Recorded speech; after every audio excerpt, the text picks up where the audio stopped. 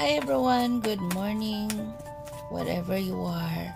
So, piniprepare lang natin itong ating mga ingredients para sa ating sweet and sour fish or escabeche. Ika nga, mayroon tayong sibuyas dahon at red peppers,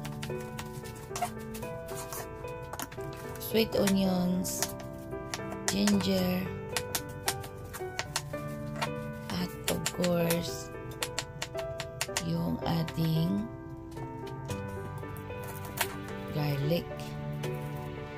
So hinimay-himay ko lang ito at pagkatapos nito ay prituhin na natin yung pampano.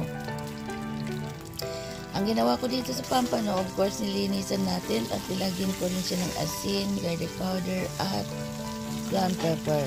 Pagkaluto niyan, gigisahin natin muna ng ating mga garlic hanggang mag-brown at isunod natin yung ating sweet onions, kahit anong onions pwede po mga dear, at itong luya o ginger at sunod natin yung red peppers at itong buong suka.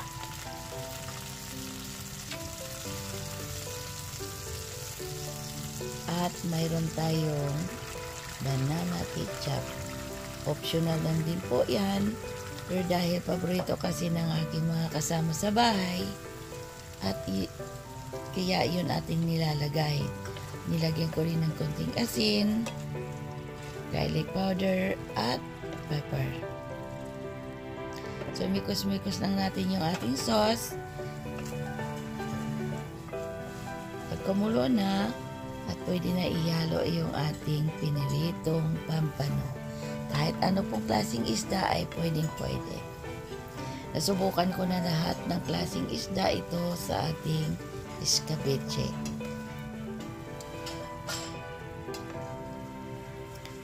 Yan, siguro na lang natin yung sauce ay malagay sa buong fish natin. So, ayan na. Make sure na luto na. At halo-halo lang po. Dahan-dahan. Hanggang maluto na. Yan naman po. Thank you all for watching.